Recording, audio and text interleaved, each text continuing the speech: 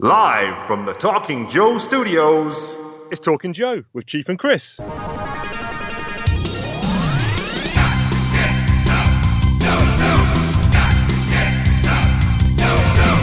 Hey, it's me, the Chief. Why are you laughing already? I'm joined by this idiot who's laughing already. Who are you? It was the fact that the people won't know this, but before you said hey, it was like that dramatic pause that we just had. I was like, wow, okay. This is a long pause, and then you just went straight into it, and I'm like, So yeah, I'm good, man. How are you? That's how I roll. Yeah, I'm alright. Not been doing much really. What have I been doing? Let me think. Working. Yeah. Go get your bike or even your trike. I've got something you might like. I'm playing Desert Strike. It's a Desert Strike update. For those who don't know, who didn't listen last week, I've gone back to retro gaming, and that involves me playing the Mega Drive, or for you over the pond people, the Genesis, Sega 16-bit machine, playing Desert Strike, which is you fly an Apache helicopter in the Gulf War. It's an isometric kind of 3D view. FIFA International Soccer angle, isn't it? That's exactly that style angle, which should never be used really to play any kind of football game. But anyway, in this, as I think last week I had completed campaign number 1. Each campaign, I actually read the rule book the other day, or the instruction manual, which is, I like that about old school gaming. You get an instruction manual, whereas nowadays there's no manual in the box. Nothing. It's all on-screen tutorials. There's one ticket. There's a ticket in there with a ridiculously long number where you can redeem some sort of code for something that you're never going to use. Yeah, but I was always a stickler. Like me and my mates would get a new game, they just plug it straight in and try and work it out. But there was no on-screen guide for it. I was always must read the manual front to back before I start playing. Yeah. So I actually read it. I didn't take my own advice. When I started playing it again last week, I hadn't read the manual because I thought I would remember everything. But then having read it, it's given me a bit better insight into enemy vehicle armour and power and stuff like that. But yeah, basically you're flying this chopper around, picking up POWs, rescuing hostages, getting Scud commanders, get the location of Scud missile bases, etc., blowing power stations up, and it's really tricky. Did the first campaign, and I can happily say that campaign 2, ding, successfully done yesterday.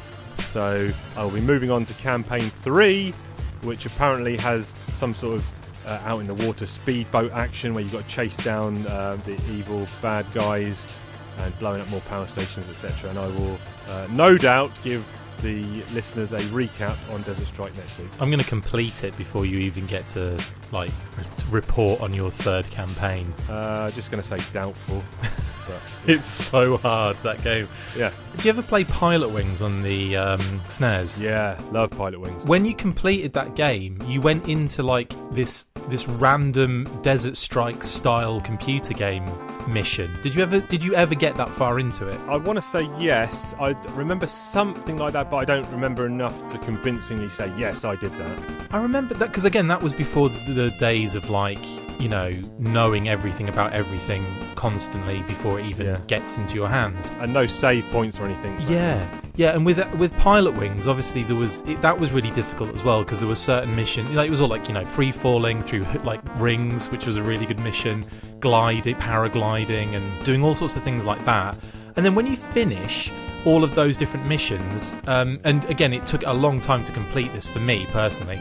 I got to the end of that game, and then all of a sudden it's like you're a helicopter pilot now, and you're going to be flying in in the middle of nowhere into this mission, and you're going to try and shoot up these bases. And I'm like, hang on, this is Jungle Strike / Desert Strike, and it was amazing and such a pleasant surprise at the end of it because there was no information about that particular level. So yeah, that always blew me away. But anyway, that just reminded me of it because of your Desert Strike update. Yeah, it's good. I'm looking forward to smashing into campaign number 3 tomorrow. What about you? What have you been up to, fine sir? I've been rather busy, and it continues to get busy, as just a few moments before we started recording, I was contacted by Boss Fight Studio, who are the independent toy company that I do a lot of work for, a lot of kind of video work for, and they contacted me to say, yes, we need some things done, and you've only got 1 day to get it done in. So I'm like, okay. Yes. So after this recording, I'm going to be busting my rump to try and get those things sorted for those guys. But there's a lot of cool reveals coming out of Boss Fight, so kind of stay if you're interested in that sort of thing. Stay tuned, and you can obviously follow them on their YouTube channel, their Facebook page, their Twitter account, all of the usual places. Boss Fight Studio. And also I'm actually building a really cool diorama for one of the things that I'm doing for them. I don't want to reveal too much for obvious reasons, but I'm building a diorama for a kind of like product feature on a certain figure that they've got coming out, and it's going to be freaking awesome. Like I've spent like a week painting and building and constructing, so yeah, it's going to be pretty dope, I think. Other than that, wicked. I did a really fun podcast recording. It wasn't my show, it was a show with a guy called Paul Pamphilone who does toy photography. He's known online as Plastic Battles, and I swear to you, if you can follow him on Twitter, follow him on Facebook, the guy is amazing. And he just makes like the old vintage figures look incredible, like with like really amazing little Dio backgrounds and stuff like that. And so he's doing a series on the Dio product catalogs that we would see back in the day, like in G.I. Joe magazines or in, comic adverts, in leaflets and all that kind of stuff. And he's got me on to talk about Action Force, Palitoy Action Force, and when it kind of went into the Hasbro era. And we've been looking at the most amazing, like Dutch, French, and British Dio toy adverts, and it's just been great to kind of like tear them apart and look at all of the dioramas and the amount of like, because it seems to me that the Europeans and the Brits did some amazing Dio work. Yes, there's some great American stuff out there, but I feel like the European stuff is like next level, especially like the Belgian stuff, like the Benelux catalogue is just incredible. But anyway, side note, so yeah, I've been doing that with him, so expect those to be coming out soon.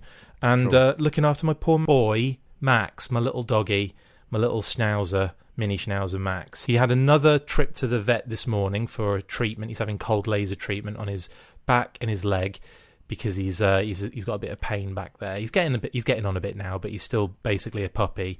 And as in, to me, he is, and he's right here by my side as we're recording. Just kind of, when I said his name, he got up and walked over to me, which is adorable. But yeah, so I'm looking after him at the moment, which is that's my priority. Him, my little boy. Cool. Good stuff. The only other thing I did, I now recall there was a couple of other things I did. I received a couple of new commissions. Oh, yeah. I've shown you and by the time this goes live, I'll have posted it up anyway. It's a new Talking Joe image. It's amazing. By the fantastic Mr. Roger Langridge, who probably most well known for his Marvel Muppets. And Boom Studios Marvel Muppet stuff, sorry. Yeah. He's a writer, artist, fantastic, real good guy as well. I see him at most conventions, real good guy, and I'll sure stick that up. And also, I don't know if you saw the one I posted up is for my Ghost Rider Honor range of commissions. It's Ghost Rider in the 1996 Batmobile by Kerouac. And brilliant. That's a great image as well. So thanks to him and Roger as well. And the other thing I did do is I'll get your opinion on this quickly. I watched that X-Men movie, the Dark Phoenix one. Oh, I saw that the other day as well. Good timing, mate. Which got absolutely panned by critics, but I didn't actually think it was that bad. I didn't think it was that. I don't think it was as bad as the critics made it out to be, but it was just, I think it was just the fact that they've just been... I was really excited when that first one came out, really excited, and I thought it was okay. The second one was a little alright.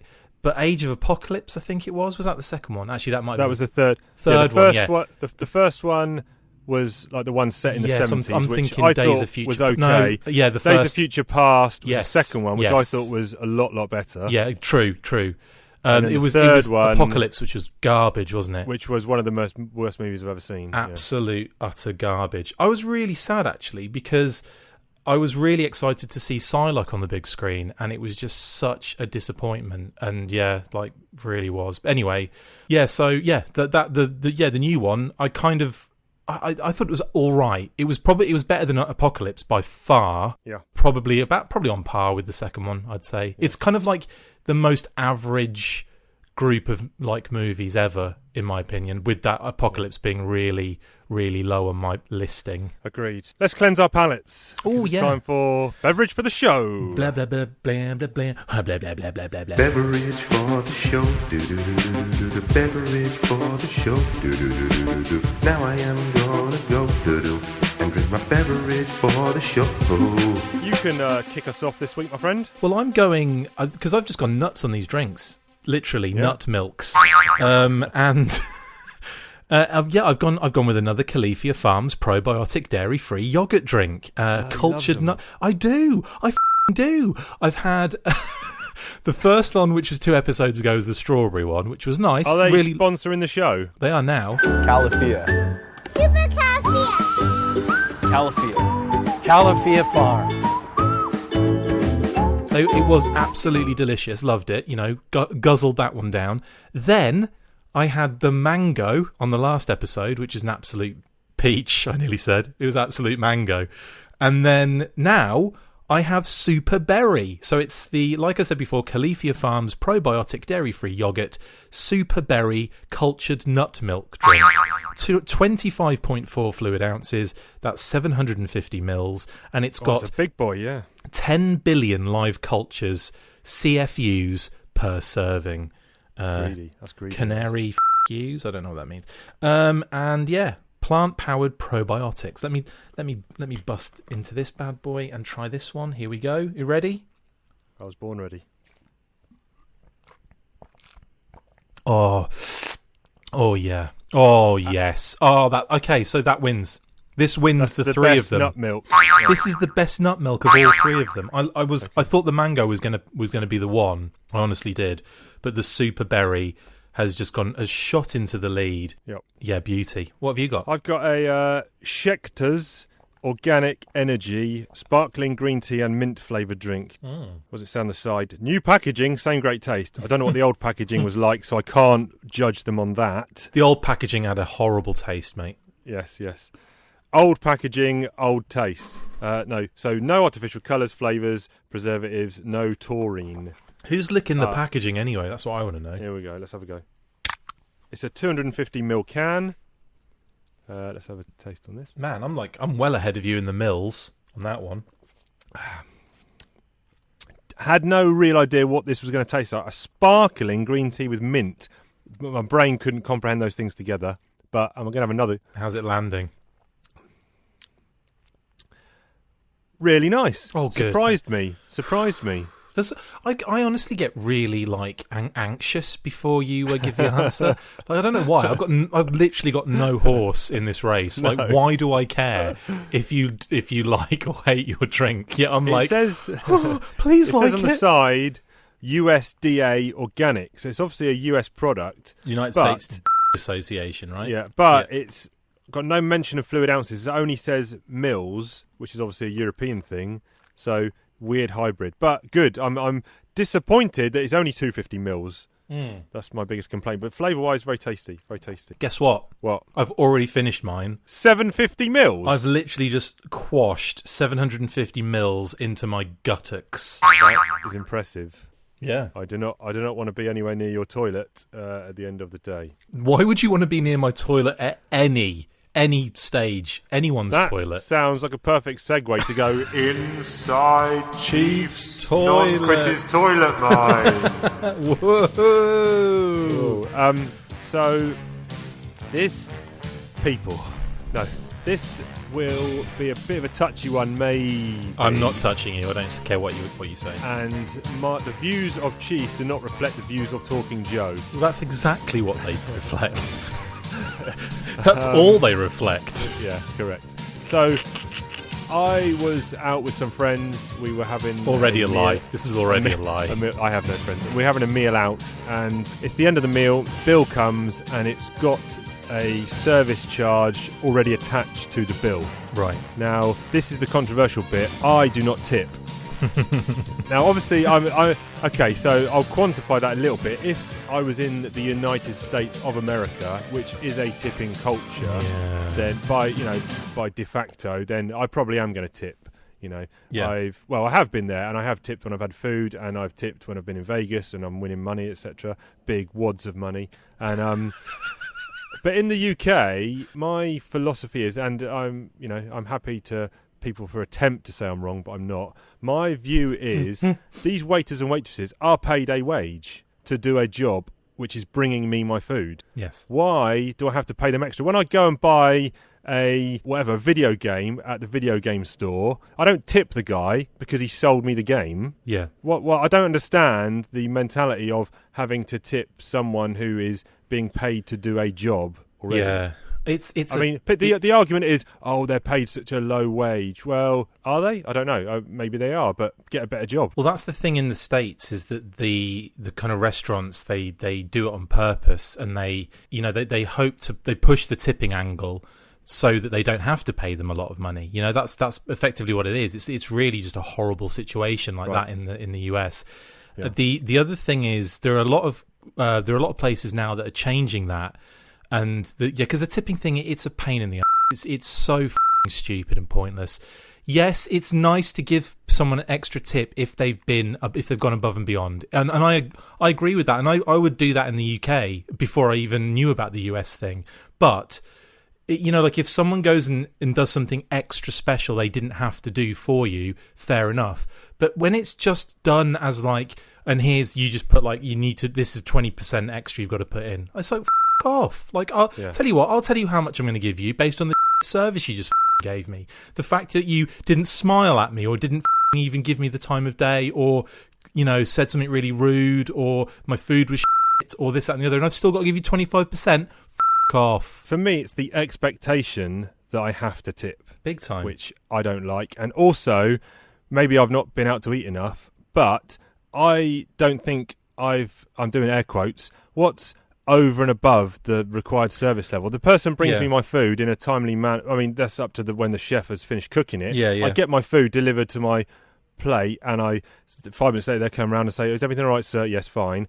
Well, I don't see what more they can do to make that over and above, unless they want to, I was going to say something crude, but I'm not going to. Unless they want to make my eating experience a lot better, then I don't, they're just doing their job. So again, I apologise if anyone listening is in the food waiting service, and you take exception to these views, but unfortunately I am factually correct on this, so there you go. But yeah, a lot of restaurants are actually changing the way they do this stuff now in the US. There's one I was watching, it was like an episode of Adam Ruins Everything, and he was ruining restaurant food, which was hilarious. And he even this came up as a problem, this is an issue.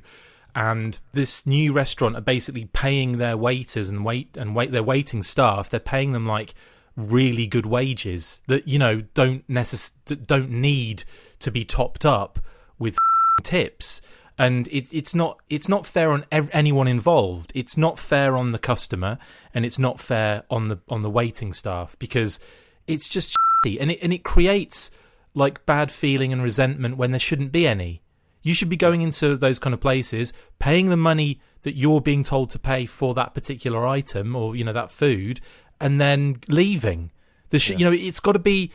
I don't see why they have to make it such a painful experience. And there's one kind of new kind of eating experience that I've been enjoying in the States, and that is the kind of all computerized one, where you come in, you get your seat. You order everything on a little iPad on your table, and you even pay for it beforehand. And people just bring it out, put it down, and walk away, and you never see them again.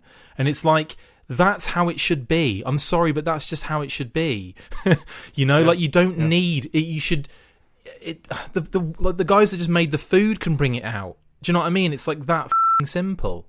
So I don't know. I just feel like that's probably the way it should be done, because that's the other thing. I mean, I've met more people nowadays that just hate public, social interaction in those scenarios.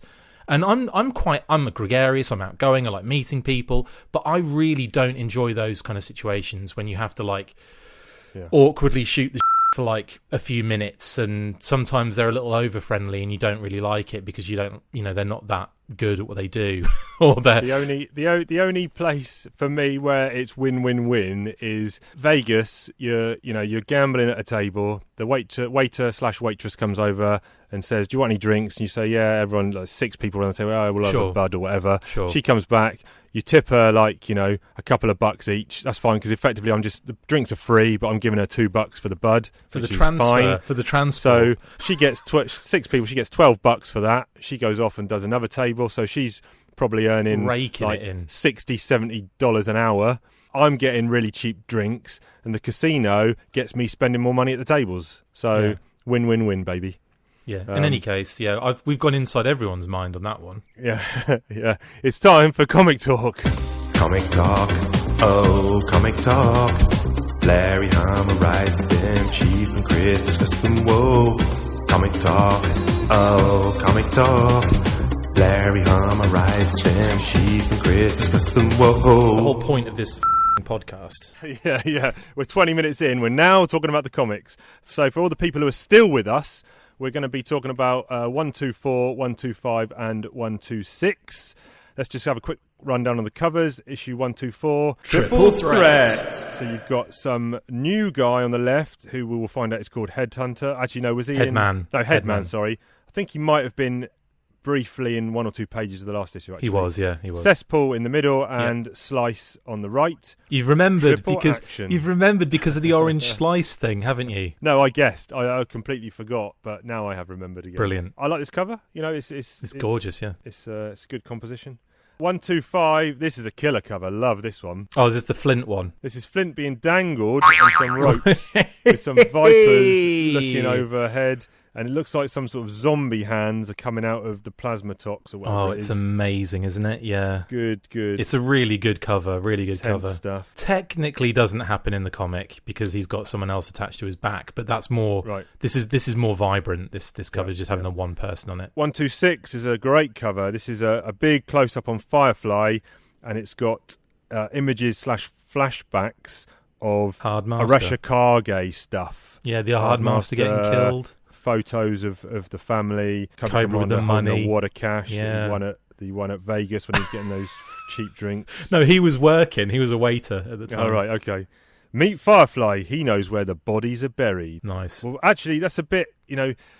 That is very. The bodies. What bodies? And it turns out the bodies are actually the BATs. He references, "I know where the bodies were buried." I'm talking about the bats. So it's a bit of a semi-red herring / not as exciting as we first thought. But anyway, I think I've seen that movie, the semi-red herring. Carry on.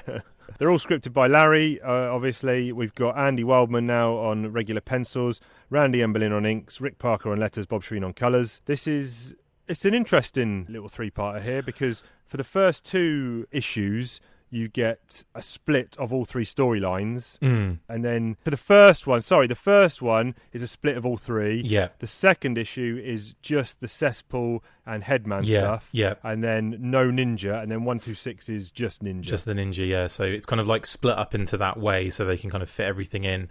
I mean, I think it was probably too much for them to just do the 3 stories each time. This basically this first issue 3 times would have been probably a little bit too much. So I like the way they mixed that around a little bit to kind of create this really cool triple trilogy. And the brief synopsis of these is the Brocker Beach stuff. So here you've got a G.I. Joe unit who are investigating. They're the Drug Elimination Force. Not the Drug Enforcement Agency, which is a thing. This is the Drug Elimination Force. There's an enemy more dangerous than Cobra, polluting our streets with drugs. But who can stop this evil headman and his headhunters? Let's take out this trash! It's the G.I. Joe Drug Elimination Force, armed with battle flash weapons. They fight the evil headman and his drug-pushing headhunters. This is the Joe's most important fight ever, because they're fighting for all of us. Drug Elimination Force, sold separately with battle flash weapons. Remember, real American heroes don't do drugs. And they're hunting down, these Headman. drug dudes, Yeah. Headman, and his headhunters. Then you've got the Cesspool / Eco Warrior stuff, where the Eco Warriors have been sent out into the Gulf of Mexico, and there's an oil rig where Cesspool's doing bad shenanigans. Looks like dupes an endangered species. To pollute the environment, Cobra unleashes the septic tank and evil eco-warriors. But the Joes have eco-warriors too. I'll take it, Duke. The septic tank and eco-warriors have powerful water guns. And when hit, they change color to reveal battle damage. My suit's corroding. Clean them up. Joe and Cobra color change eco-warriors and septic tanks sold separately. I've only begun to mess around. And then in Transcarpathia, you've got the Ninja Force going up against Slice Dice Red Ninjas and, as it turns out, Firefly. Ninja Force! The Joes lose again, Scarlet. You're the one that just rolled Snake Eyes. It's the G.I. Joe Ninja Force with real ninja moves. Here's Snake Eyes on the Ninja Lightning with thunder missiles and zip strip speed. And now Joe and Cobra Ninja Raiders Ginsu and Red Ninja spring into action in their own fast attack vehicles with a Ninja Surprise. G.I. Joe Ninja Lightning and Ninja figures sold separately. Ninja Raiders come with exclusive figures available in May. Oh, we need that gold to build our ultimate weapon. What I love about this, right, Yep. is the fact that for each story that we're looking at, I love how... I know what you're going to say. Yeah, they frame the panels, basically. Yeah. So you've got the kind of standard panels for the drug elimination force. You got the kind of wobbly, watery... The gloopy. Yeah, gloopy, kind of sludgy surrounding design panel for the Eco Warriors. And then you've got the bamboo sticks for the Ninja Force. I love that way that... I love the fact they do that because it's so... I don't know, it's just so pleasing on the eye, and it kind of instantly kind of identifies which element of the story you're looking at, kind of makes it very easy to follow, despite the fact you're looking at 3 stories at once. And I love the fact there are 3... you've got that opening kind of splash page with the one face but cut into 3 sections. So you've got Bulletproof on the far left, you've got Flint in the middle, and you've got Storm Shadow on the right, all to create this one head. And then you've got the 3 panels. The next page is 3 panels separated like horizontally. And then they do 3 individual splash pages for each story, which I think is great, especially that Eco Warriors attack on the oil rig. That is so cool. Yeah.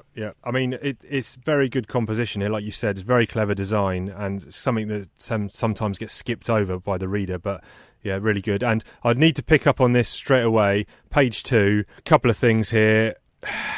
New outfits for Mutt, Cutter, and Shockwave, and they all stink. I don't know if you're a fan. Mutt's especially, that is really bad. The figures, obviously, this coincides with toys, don't forget. So again, like the kind of Battlecore era, the drug enforcement, the drug elimination force, the Eco Warriors era, it's always very much like looked at as a little bit gaudy, a little bit ridiculous, hit and miss in some of the designs. I mean, I like a lot of them just because, I don't know, I think some of the card art is spectacular on those toys, but some of the actual toys themselves are a little bit, rubbish. But there's a charm. I find charm in that. In this particular issue, yes, Mutt's design is a little bit rubbish, and Shockwave's very basic, isn't he? I think based on the fact how we've previously seen Mutt, which is a really cool design. I love that look.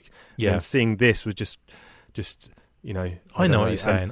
Cutter seems to have... The only difference possibly is he is now just wearing his life jacket just straight over his bare flesh rather than having an under jacket. Yeah. He came with the Shark 9000, I think, which was like the one of the only DEF vehicles that ever got released. The other things I really like is in that first Eco Warrior panel, one of my favourite bits of dialogue early is Ozone. Flint! The fluorocarbon readings are going off the scale. Damn them fluorocarbon readings. Damn them into hell. I love that oil rig. Is so cool, though. I mean, it's just such a cool design. Carry on. I like that first Drug Elimination Force page, the splash one as well, because you see they've busted in through the door.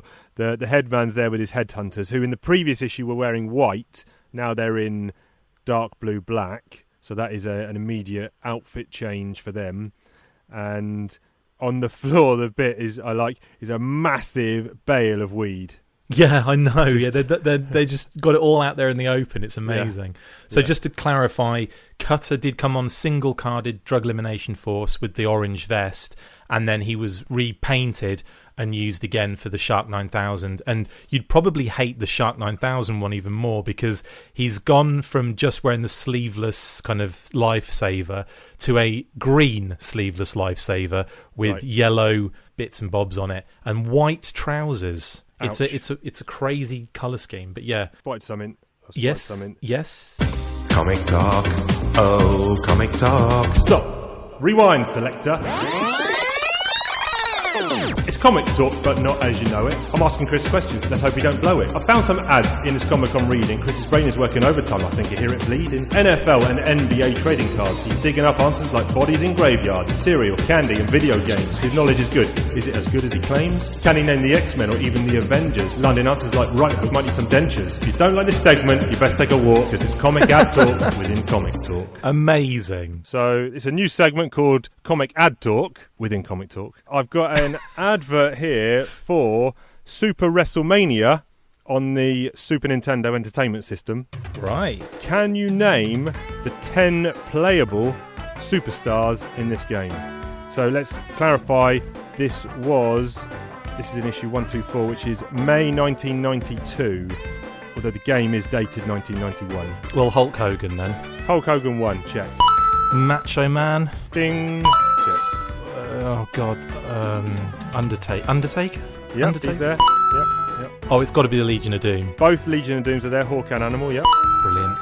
Oh, you're doing well. Ultimate Warrior. Ultimate Warrior is not there. Incorrect. Oh. Jake the Snake. Jake the Snake is there, yes. Well done, sir. All right, Ted DiBiase. Ted DiBiase is there. Well done, sir. How many have I done? I'm just checking. You are reading the trade, not the individual issues. I've got an IDW app. You've got an IDW and you've also got Google in front of you. I'm literally just naming wrestlers that I know. You've got 3 left, and you have got... They're all heels. One is they were individuals, but they also formed a tag team as heels. And one is a guy, he was in WCW as well. He left to go to WCW. That's not much of a clue. I can't. So the tag team, they were big lads. Right. I can give you the name of the tag team, and you can try and name the individuals. They were called the Natural Disasters. Oh, Earthquake and Typhoon. Earthquake and Typhoon. And so you got one to get. I don't think I'm gonna. I can't think of any others, mate. When he was in WCW, he had the same first name, which is a man's first name, but right. They changed his surname when he went across. Right. I'm sorry. I'm out. His surname in WCW was Vicious. Oh, Sid Vicious. Yeah, so in WWE he was... I didn't know Sid Vicious went to WWE. Can't think of his name. Sid Justice. Oh, no, I would never have got that, honestly. Okay, right. Did I say the Ultimate Warrior? You did, and he was not one of the 10. How is the Ultimate Warrior not in there? I don't know. What was he doing in 91? Must have been... Crazy. Maybe he was... I think he had a year off. I think he might have come back for SummerSlam 1992. Okay. Not sure. I was going to say, because he was huge, surely, at the time. Anyway, yeah, okay, cool. Sorry, carry on. Next. Looking at the cesspool stuff, I love the fact that he's constantly in corporate mode. Yeah. Always thinking about the bottom line. He's got a cool line of dialogue here. Someone says, "We're being attacked by the Joes, cesspool. My finely leveraged plans are being jeopardized by a team equipped by the lowest bidder. Sludge Viper, ventilate their pension plans." Amazing. And also, at the end, he's got a gold chainsaw, a fully golded up chainsaw. Yeah, it's in his... the toy came with it as well. It's the most random friggin' thing you've ever seen in your life. I love how... I think it's Ozone just taking a green piss in the background on the... on the giant, like, I don't know, that kind of massive glass container. It's brilliant, isn't it? Yeah, it's brilliant. I love massive it. green piss. He's actually... They're equipped, though. The Eco-Warriors are equipped with some kind of antitoxin, aren't they? Because... one of them, I think it's Flint's been hit by toxic plasma waste or whatever. Yeah. And he says, "Stay cool, Flint. Try to auto-rotate down while I douse you with my anti-tox sprayer." So, it's clean sweep. So fortunately, they had equipped him with the anti-tox stuff, which was handy. And it seemed to be the exact antidote for the toxic plasma. Oh, yeah, stuff, of course. Which was Can we talk about the awesome sound effect usage on some of these panels, please? Yeah. Sploodge. I think Sploodge is one of my favourites, and that comes up a bit later on as well. And there's something very sexual about that panel, isn't there? About that. sludge viper. Yes. Yeah. Splat. I mean, splat. It's like splat, but with a TH. And I like the fact that he goes El Grosso to the max, and his actual speech bubble has been splooged as well. Splunge coming out. It's like the shape of a splunge. Yeah. It's amazing.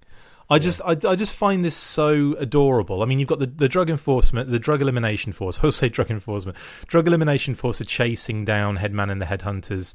They just keep slipping away, and they're trying to get after them. You've got the eco warriors have basically crashed and burned onto Cesspool's oil rig, or two of them have. You've got the ninja force who are busy kind of faffing about in the forest. Slice and Snake Eyes are having a fight to choose who the best one is to lead the ninjas or whatever, some bull like that. And Snake Eyes does an amazing cool thing to basically win that fight, kind of like tricking him into a false sense of security of winning, and then just doing a crazy flip at the end and catching his sword and being awesome.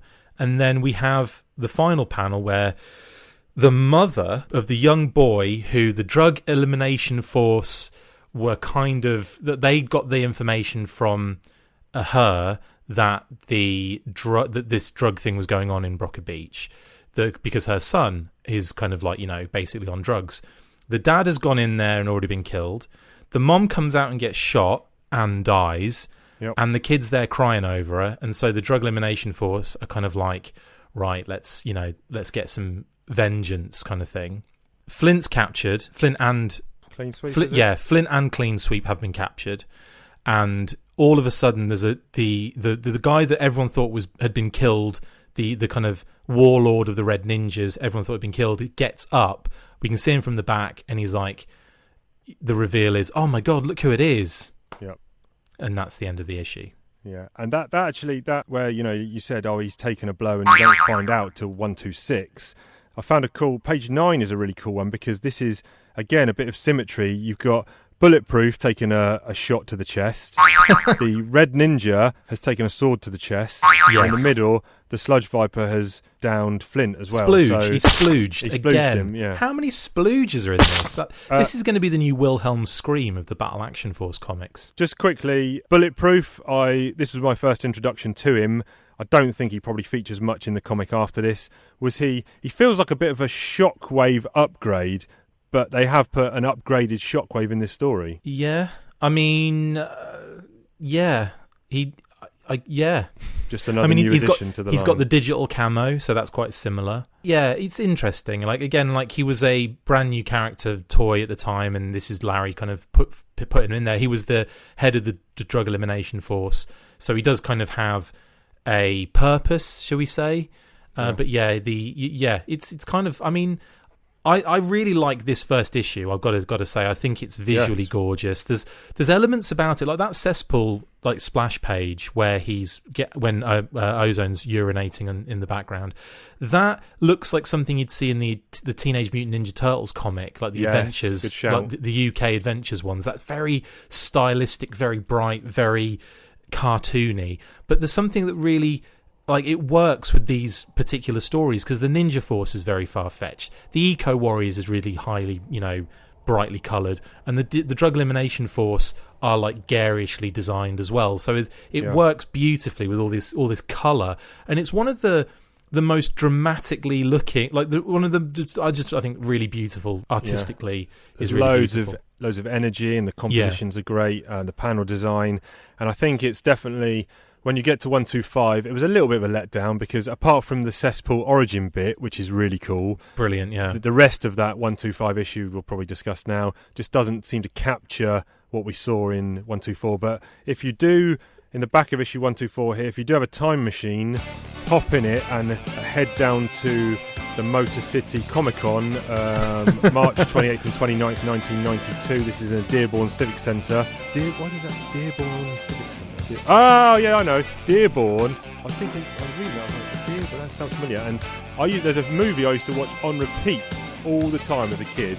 Yeah. It's Beverly Hills Cop. And that scene at the beginning where he's got the truckload of cigarettes and he's selling them. And he goes back to the police HQ or whatever, and Inspector Todd's like, where'd you get a truckload of cigarettes? And he says, from the Dearborn hijack. Oh, that bus went down weeks ago, blah, blah, blah. you get a truckload of cigarettes from anyway? From the Dearborn hijack. The Dearborn hijack? That bus went down last week. That truck is supposed to be in the damn pound. Dearborn hijack. That's where it's from. Dearborn hijack. That I'm going to find that, and I think that's going to be in the episode. Anyway, head on down there.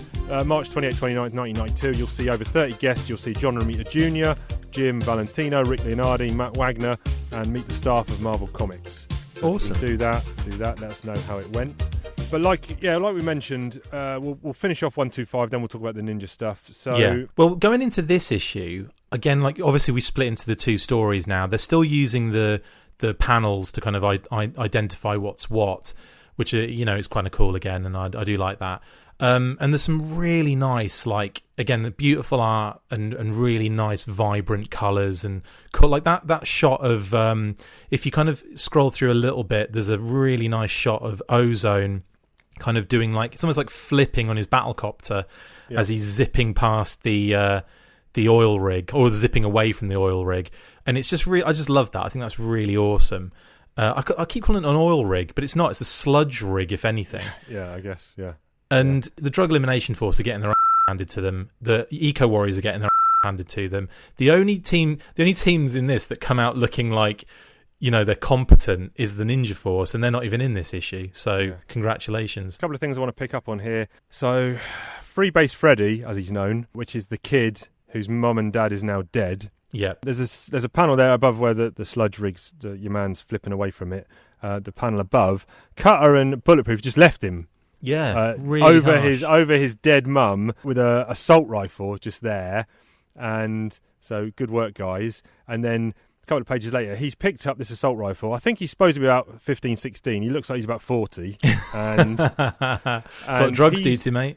He's like, they left the assault rifle. I know what I can do with this. No more kicking old Freebase Freddy around. So you think, right, he is off to get Headman and shoot him up. And this is a really, really cool twist, actually. Because it is. He doesn't go to find Headman to get revenge. He basically goes to see the drug dealer to say, how much drugs can I get for this assault rifle? Yeah. Which was totally out of the blue. Yeah, totally. But again, like, I don't know, I suppose it's more realistic, isn't it, than him going on some sort of rampage.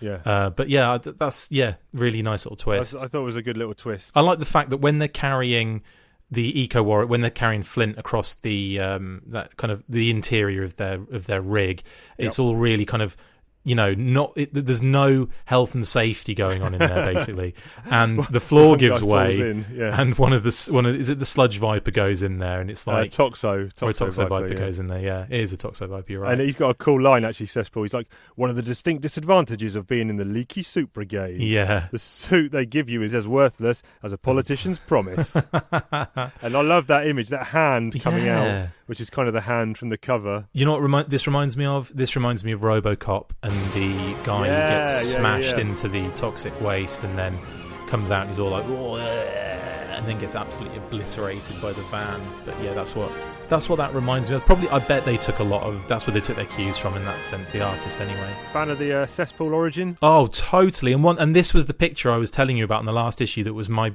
like profile picture for like months, and it's the one where he's trying to open the valve basically in his suit, and it breaks and it splunges all over his face, and he loves it. Yeah. But they say the poisons did more than scar my face. They say the toxins seeped through my skull and alter my brain. They say I was mutated into a madman, but they're wrong. I became a genius. It's that page that I love. It's the fact they've used that lighting to make it look like the sludge is on him. Yes, in actual fact, clever. It's just like the green. It's just like lighting that's kind of the shadow that they've. It's really subtle that, because it's like showing you almost like showing you where the actual plasmatox hit him or the sludge hit him, the toxic waste. It's really cool. And that they also highlight that even before that he was a proper scumbag, because he's got some shyster lawyers here.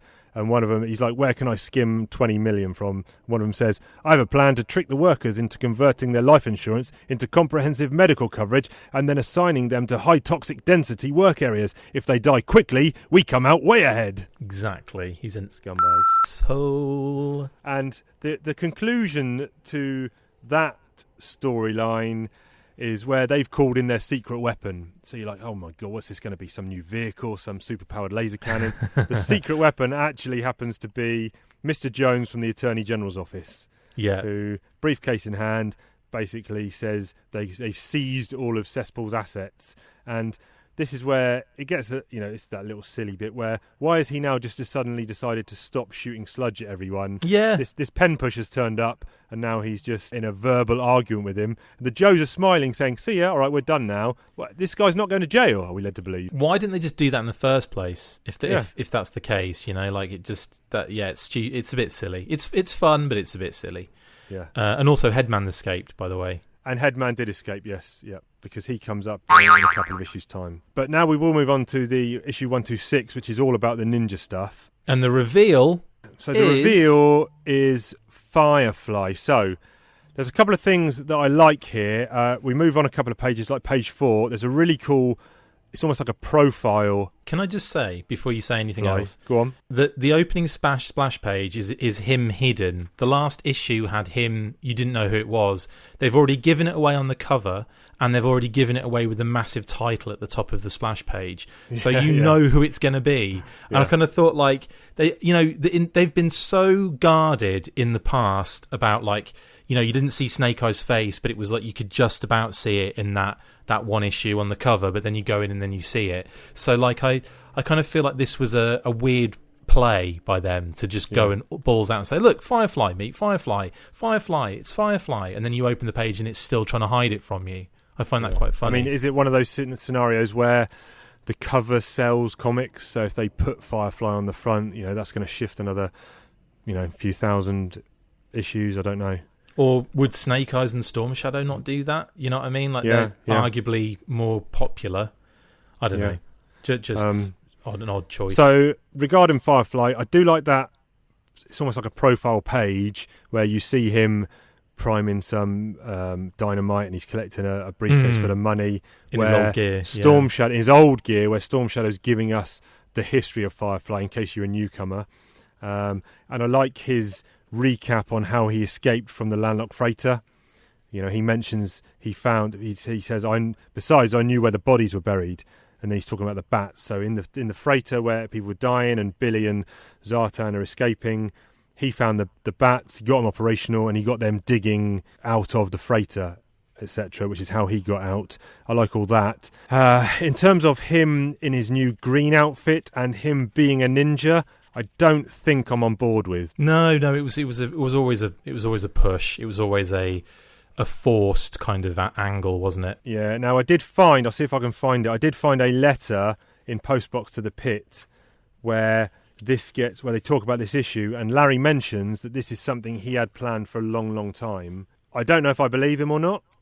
I don't know to the extent that he was planning Firefly to be a ninja and be the blurred-faced man in the family photograph, etc. Maybe he did, but it just feels a little bit too hokey for me, I think. Well, the thing with that I don't necessarily believe is that Hasbro again would have been the ones leading the way on designing the figures and putting characters out there and so on and so forth. But I mean, he could still have had the idea that Firefly was a ninja. Yeah, but how random is it that they do the Firefly figure? Do you know what I mean? Like, I just feel like they did that figure before he put him in the comic, so I just feel like it's but he could even if that figure didn't come about, he could have still had Firefly as a ninja in his grey outfit. The outfit was almost irrelevant to him being a ninja. Yeah. Well, I mean, the new outfit doesn't look much like a ninja, but it just seems, the whole thing seems like him retconning everything.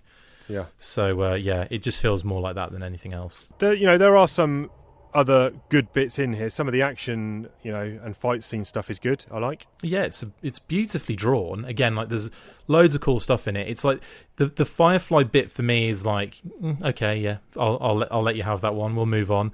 I like the side story of how he got out. I thought that was awesome.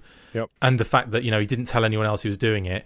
I mean, how covert can you be digging a massive tunnel with battle android troopers? Like, surely someone's going to come into that room that you're in looking to try and escape. Like, it just, again, a little bit far-fetched, but again, cool. Then he pulls his mask off and he's faceless, which I thought was hilarious, and they're all kind of going, it's an illusion. And then he says, well, how about this face? It's like, he can, like, what kind of trick is that? Like, he even explains how he does it. And I've got to read this out because it's incredible. Storm Shadow says, it's just a trick, a form of specialised hypnosis. He can make you forget his face from second to second. Your brain can't keep up with the signal cancellations between the optic nerves and the cerebral cortex. It simply registers a blank where his face should be. Like, what? What? Like... I mean, impressive. It's nuts. I've always liked how the ninjas are very mystical and mysterious and everything, but the red ninjas are killed instantly by like regular Joes and like all sorts of people, and you just think, well, they can't be that cool. And then some guy can like make you forget what their face looks like from second to second. I mean, wow, it's just bonkers. And But yeah, some really good throwback stuff, some really cool kind of flashback scenes. So the history of him and the Arashikages is, in that photo, we were kind of led to believe that, you know, the Faceless Master was Zartan because obviously of his, you know, shape-shifting ability. And it turns out that before Zartan was hired to, go into by Cobra Commander to go in and kill Snake Eyes, Firefly had been given the job by Cobra Commander, and then Firefly had gone in and trained with them, and then realised during some sort of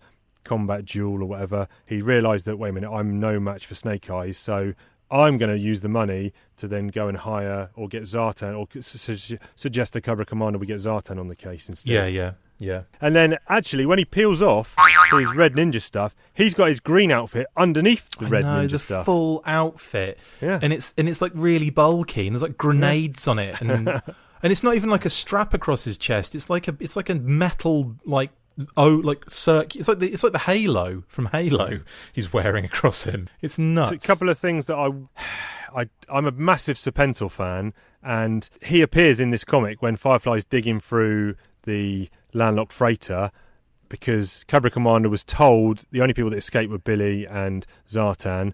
So what he did is he took his old outfit and put it on. He found Serpentor's body packed in ice, so he put his outfit, his grey camo outfit, onto Serpentor's body and mashed the face up so it would appear that he had died in the freighter as well. And I was like, oh, Serpentor! And it was literally just one panel. You know, and then he's definitely done now. And then he's done, which is, you know, an up and then a down. The other thing is when the Slice and Dice were in Castle Destra, or, you know, the Silent Castle, and they mentioned that they're in charge of the Red Ninja troop, effectively.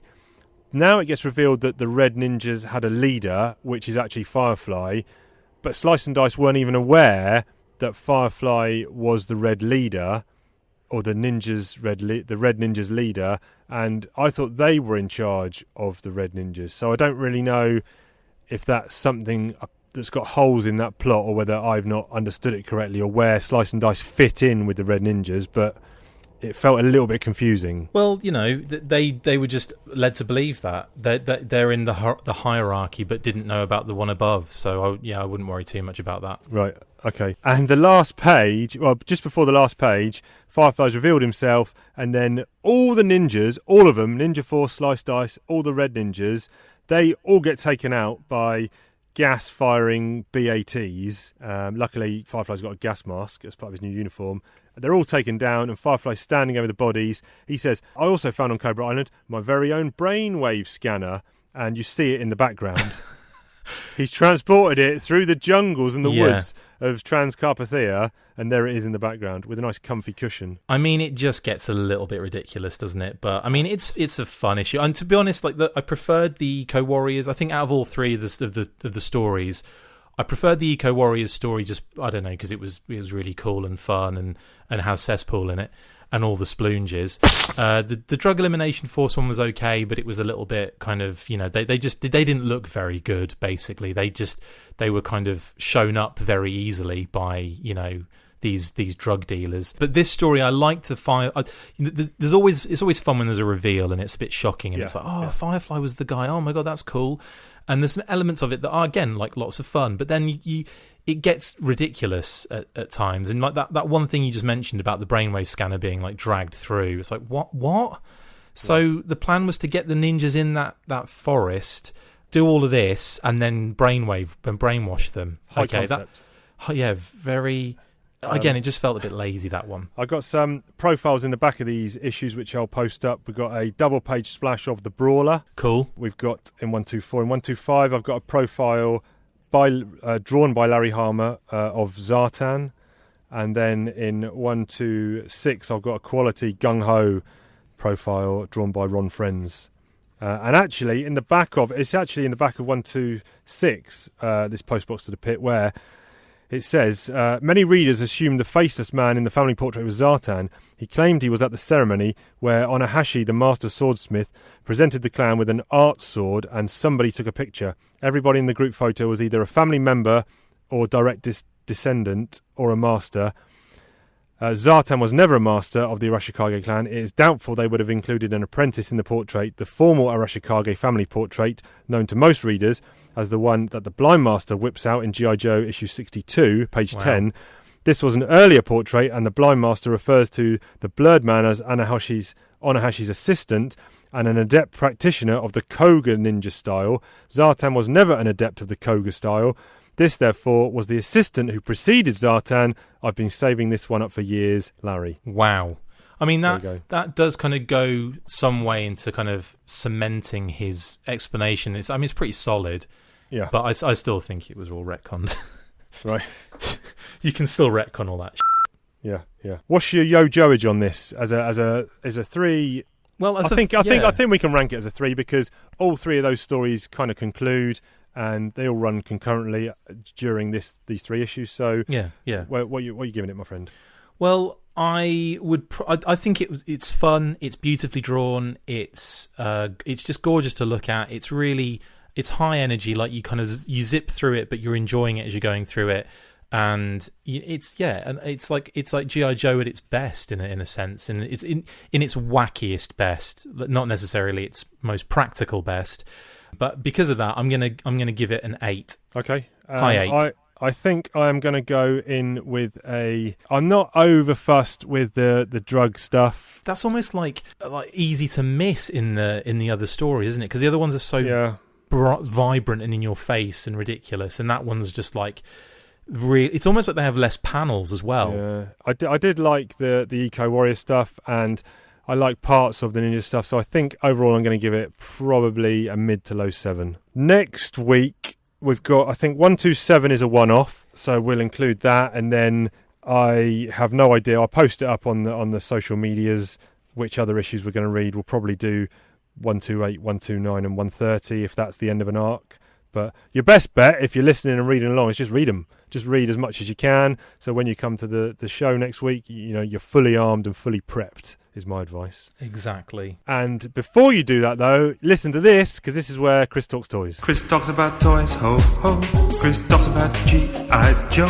He talks about all the things from the comic book and the animated show. Chris talks about toys. Chris talks about toys.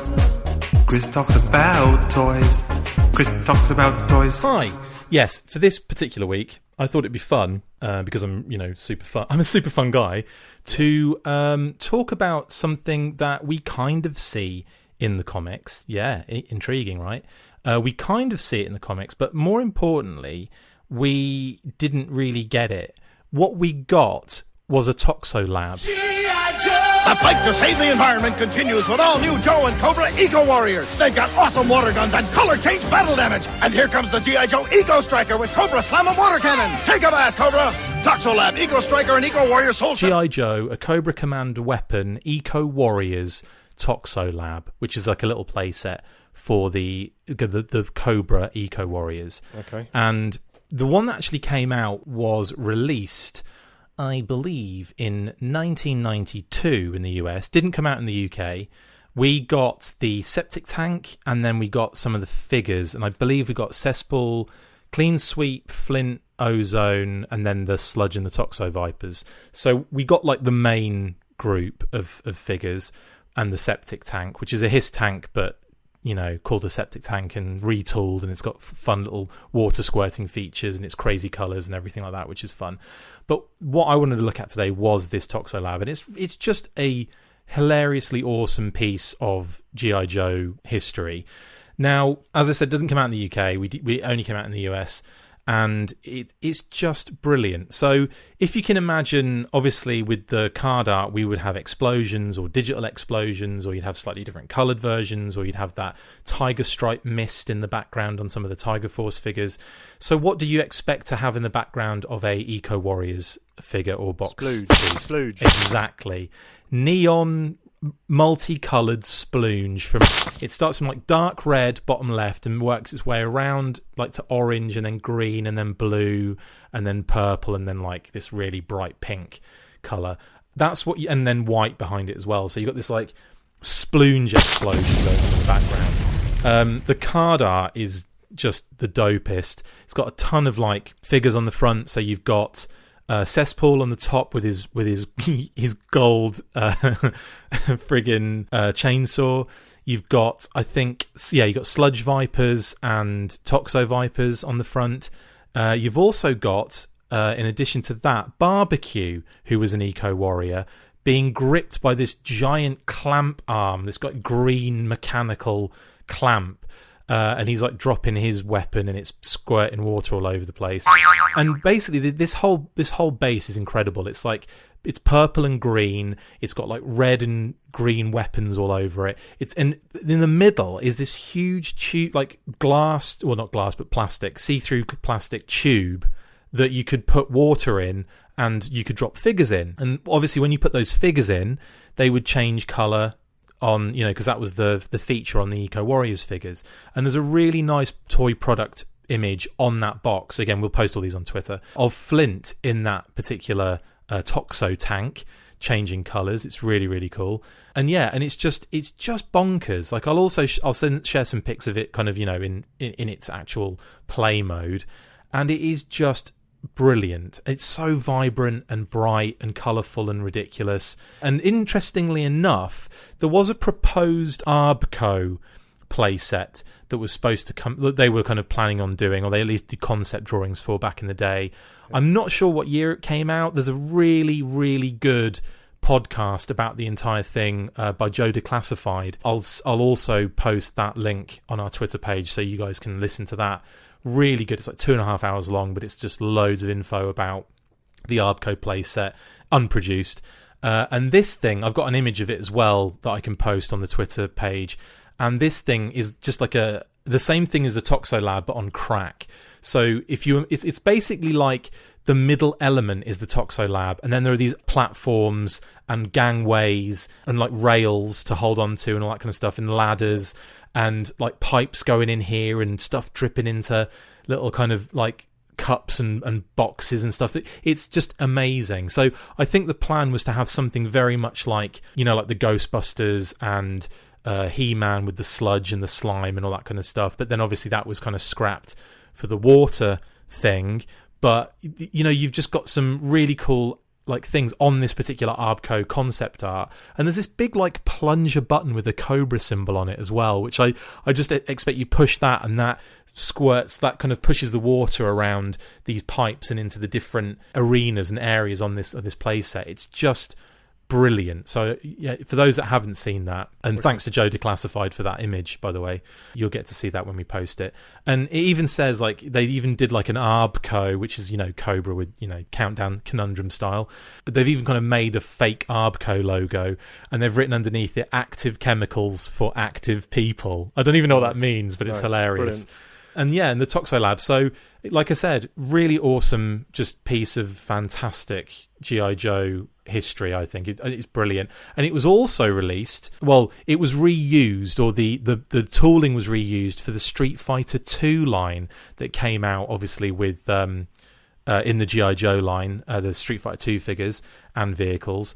And they kind of rejigged it and kind of made it into this Dragon Fortress, it's called. Capcom Street Fighter 2 G.I. Joe Dragon Fortress. It's the most lethal G.I. Joe team yet! Capcom Street Fighter 2! No way! Wait! There's Guile, Ryu, Zangief, Blanca, and Dalsin! What's a Dalsin? Oh! Some with real ninja moves! Hey! But Troopers got Street Fighters too! Vega, Sagat, Balrog! And me, El Bison! They look unbeatable! God! You know them, you love them! So correcto! Capcom come Street Fighter 2 figures each sold separately. Oh, I like them. And it's green. The platforms are green, and all the other bits are like this light blue color. And it's got like a training, instead of like the bit where you have like the tube where you put like flint in the water, it's got this like netting so that like, you can climb up it. So it basically looks like a Ninja Warrior course. Right. It's just amazing. And it came with Ryu and Ken, but in their championship colours. So blue Ken and black Ryu, but the box art is the colours are the wrong way around, which is interesting, isn't it? Okay. But anyway, yeah. So that happened. That was a thing. And that's the Toxo Lab. Brilliant, wicked. Never seen it, but I will. When you show me the pictures, I will. Yeah, be excited. I imagine. No, it's good. Sounds really cool. In fact, I'm going to have a little Google online after this. That does lead us into something which we are both guilty of every week, and that is over-egging the pudding, aka British colloquialism. We got a pudding, we're gonna egg it. We got a pudding, we're gonna over-egg it. We got a pudding. We got no criticisms. That means it's time for some British colloquialisms. Yeah, I just over-egged the pudding right then. You go first this week. I'm giving it over to you this week. You go first on everything. So I'm doing my one, aren't I? Yes. And my one is yet another insult. I couldn't help myself. I just thought... Loves it.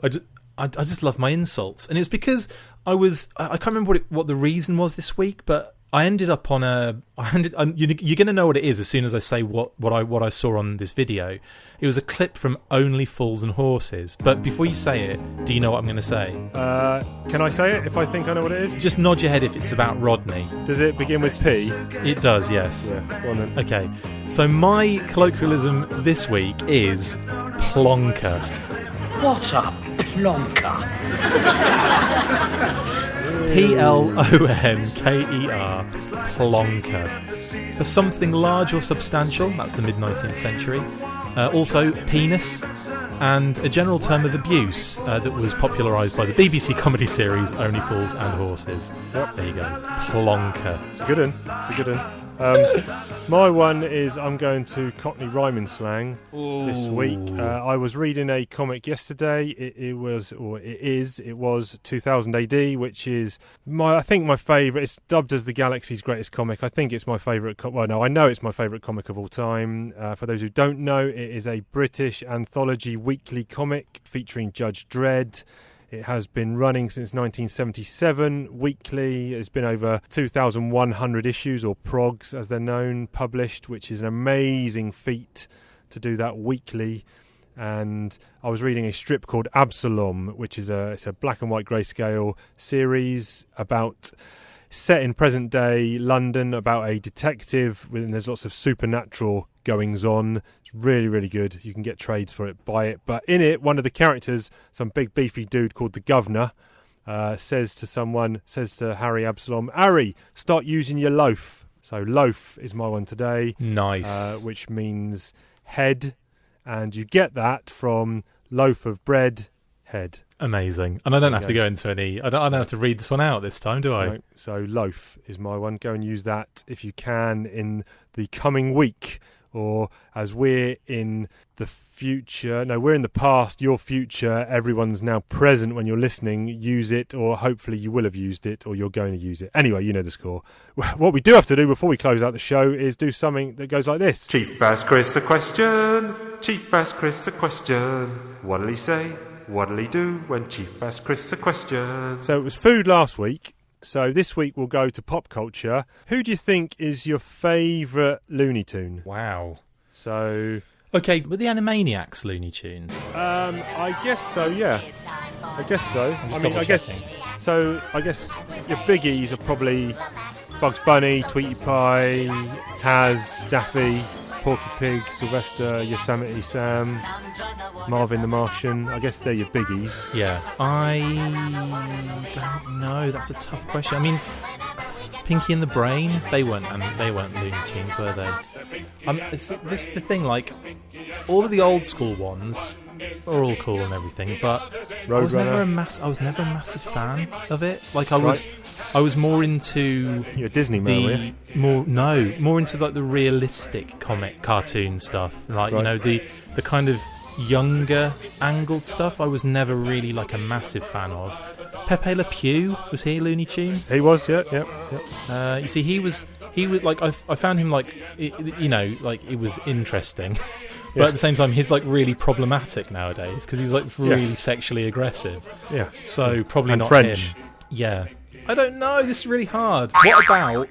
I've still got some Chippendale. organic energy sparkling green tea drink. No, they're Disney, you chum. They're Disney. They are, aren't they? I'm just double checking. Yeah, okay. It's going to have to be Bugs, isn't it? Bugs. If Bugs is not in your top 3, there's something mentally deficient in you. So it's got to be Bugs. What's up, Doc? It just has to be. Bugs and Daffy. What a combo. Anyway, ding, ding, ding. I'll give that to you. There'll be more questions for Chris next week. Will it be food? Will it be pop culture? Will it be something else? The cycle generally tends to suggest it's going to be food, but I might throw a spanner in the works. Who knows? Well, the only way of finding out would be to tune in next week. So you can find us in all the usual places. It's Talking Joe Comics on Instagram. It's talkingjoecomics@gmail.com. It's Talking Joe... no, it's something other. I don't know. What's the Facebook page? Talking Joe, a G.I. Joe podcast. And on Twitter, it's talking_Joe. We are up to 427 followers on Twitter. The goal is 500 by the end of the year.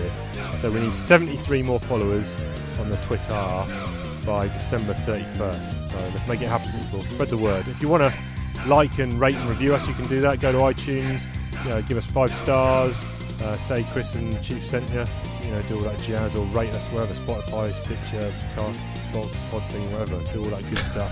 Helps boost us up the charts, keeps us making more episodes, which is what everyone wants. Where can people find you, good sir? Did I have to do a corrections corner? I did, didn't I? Yeah, you can do a correction. Something to do with night creepers, I think. Yes, so quick corrections corner from the last episode before I tell you where you can find me.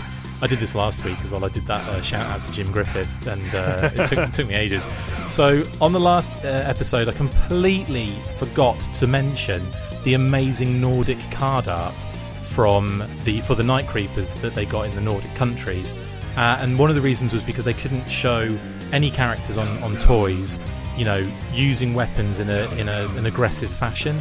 So they had to redo all of the artwork, and they've basically got this incredible Night Creeper artwork where he's just standing there with his hands on his waist, as if Ronaldo's about to take a free kick or something. He's got that kind of pose going on, and you can see very faintly behind him his sword handle and his crossbow kind of sticking out, but greyed out, so they're really hard to see. So it's been completely redone, the artwork, and thrown on an Action Force Nordic card. So it's just a beautiful thing to see. And the other thing I didn't mention last week was that also the UK version came with a firing missile launcher, which I didn't mention in the accessories, and completely shot out of my head and did not cross my mind to say. But yeah, we got an extra added element for the accessories on our version, and that's all I wanted to say. And if you want to catch me, if you want to find me, you can get me on @Diagnostic80 on Twitter and Instagram, or you can follow the Full Force podcast on Podbean, iTunes, Stitcher, Facebook, Twitter, YouTube, and of course our brand new, well not brand new, it's been out for a few months now, Patreon page, where you can pay us lots of money for all of the amazing content and extra bonus stuff as well. Yeah, good stuff. Do it. With all that said and done, I guess we might as well catch you down the road. Yes, I had a winner. Oh, I'm playing live roulette while I'm speaking to you on my phone. I just had a winner. 13 black came up. Am I that boring? I had 60p on it. Boom. Bye. Bye.